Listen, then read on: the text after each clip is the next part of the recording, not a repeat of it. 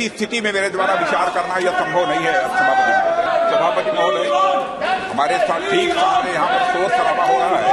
यदि आपकी इजाजत हो तो मैं पीछे जाकर सबसे पहले मैं हमारे देश के समस्त बहादुर सैनिकों, जिन्होंने देश की अखंडता और संप्रभुता को अक्षुण्ण रखने के लिए अपना सर्वस्व न्यौछावर कर दिया है, को नमन करता हूं।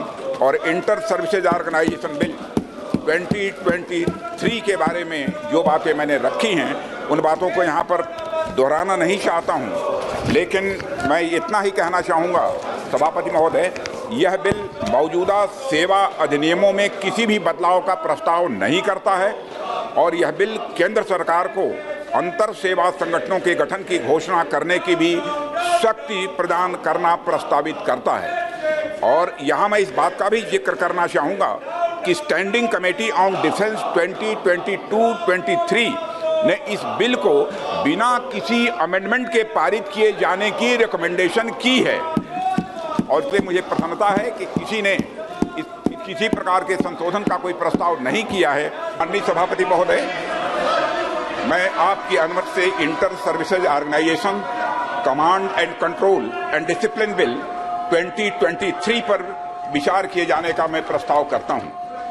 इसी के साथ ही माननीय सभापति महोदय, मैं अपने कुछ विचार भी इस संबंध में व्यक्त करना चाहता हूं कि हमारे प्रधानमंत्री श्री नरेंद्र मोदी जी के नेतृत्व में सरकार लगातार नए नए रिफॉर्म्स के माध्यम से राष्ट्र को सशक्त बनाने की कोशिश कर रही है और सारा देश जानता है कि पिछले कुछ वर्षों में सरकार ने लगभग हर क्षेत्र में नई नई पहलें की हैं।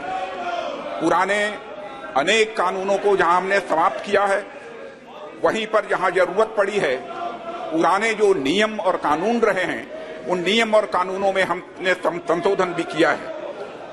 लोकसभा में पेश किया गया inter services organisation command and control and discipline bill 2023 भी उसी कड़ी में एक यह बहुत ही इंपॉर्टेंट बिल है। सभापति महोदय, यह बिल दो महत्वपूर्ण मकसदों को एक साथ पूरा करता है।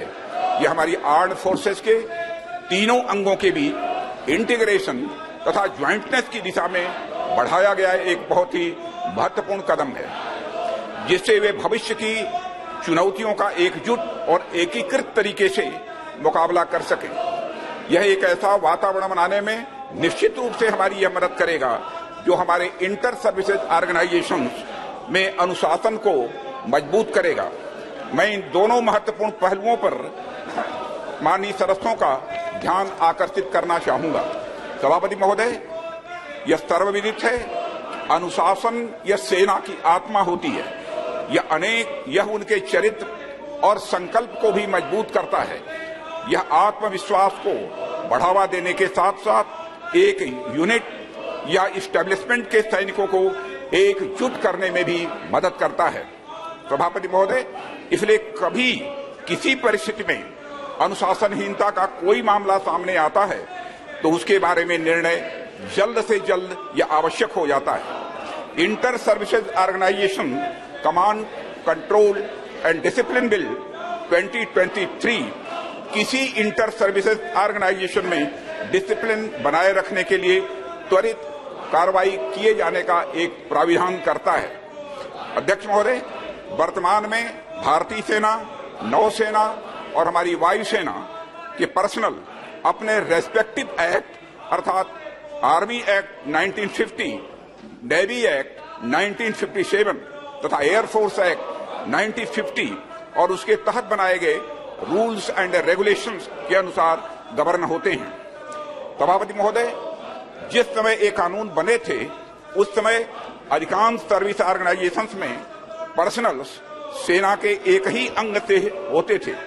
तदनुसार इन एक्ट्स में निहित प्रोविजंस को एक स्पेसिफिक सर्विस के यूनिक वर्किंग एनवायरनमेंट को ध्यान में रखते हुए तैयार किया गया था। परिणाम स्वरूप इन एक्ट्स के तहत कमांडर इन चीफ या ऑफिसर इन कमांड अपनी डिसिप्लिनरी और एडमिनिस्ट्रेटिव पावर्स का प्रयोग अपनी ही सर्विस के पर्सनल पर कर सकते हैं। उन्हें दूसरी सर्विसेज से संबंधित पर्सनल जो उनके संगठन में कार्य कर रहे हैं पर डिसिप्लिनरी और एडमिनिस्ट्रेटिव पावर्स का प्रयोग करने का अधिकार नहीं है। सभापति महोदय, इन प्रोविजंस के कारण एक विशेष स्थिति तब उत्पन्न होती है जब विभिन्न सर्विसेज के पर्सनल किसी इंसिडेंट में इन्वॉल्व होते हैं और उन पर डिसिप्लिनरी और एडमिनिस्ट्रेटिव एक्शन के लिए इंटर सर्विसेज ऑर्गेनाइजेशंस में कार्यरत पर्सनल को उनके पेरेंट सर्विस यूनिट्स में वापस भेजने की आवश्यकता पड़ जाती है। इसमें न केवल अधिक समय लगता है बल्कि पर्सनल की आवाजाही के कारण धन भी व्यय होता है और उनको न्याय मिलने में भी स्वाभाविक रूप से देर होती है।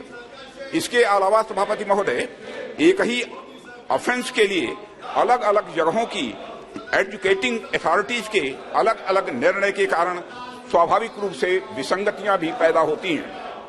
इसलिए सभी इंटर सर्विस ऑर्गेनाइजेशंस के प्रमुखों के लिए उनके ऑर्गेनाइजेशंस में डिसिप्लिन को बनाए रखने के लिए और उनके कर्तव्यों के उचित निर्वहन के लिए एक इनेबलिंग एक्ट बनाने की आवश्यकता महसूस की गई है। तदनुसार आर्मी, नेवी और एयरफोर्स से इनपुट्स लेकर ministry of law and justice के परामर्श से inter services organisation command, control and discipline bill 2023 को ड्राफ्ट करने के लिए एक कमेटी गठित की थी। हम लोगों ने संयुक्त रूप से या एकजुट होकर कार्य करने के लिए इंटीग्रेशन की यह आवश्यकता स्वाभाविक रूप से पड़ती है और ज्वाइंटनेस को प्रमोट करने के लिए जो भावना होनी चाहिए, मैं विश्वास के साथ कह सकता हूं, वह भावना इस बिल में निहित है। यह इंटर सर्विसेज ऑर्गेनाइजेशंस के प्रमुखों को बेहतर डिसिप्लिनरी और एडमिनिस्ट्रेटिव पावर्स जो मिलना चाहिए वह यह प्रदान करता है, जिससे वे अपने ऑर्गेनाइजेशंस में प्रभावी कमांड, कंट्रोल व डिसिप्लिन बना सकेंगे और हमारे सुरक्षा ढांचे को और भी अधिक मजबूत कर सकेंगे। अध्यक्ष महोदय, मैं इस सदन को आश्वस्त करना चाहता हूं, सैन्य सुधारों की दिशा में यह बिल एक महत्वपूर्ण पड़ाव है और इस बिल में कोई अतिरिक्त वित्तीय प्रभाव नहीं पड़ने वाला है, यह भी इस सदन को मैं सूचित करना चाहता हूं। अध्यक्ष महोदय, मैं आपकी अनुमति से इस inter services organisation command, control and discipline bill 2023 विधेयक पर विचार करने का मैं प्रस्ताव करता हूं।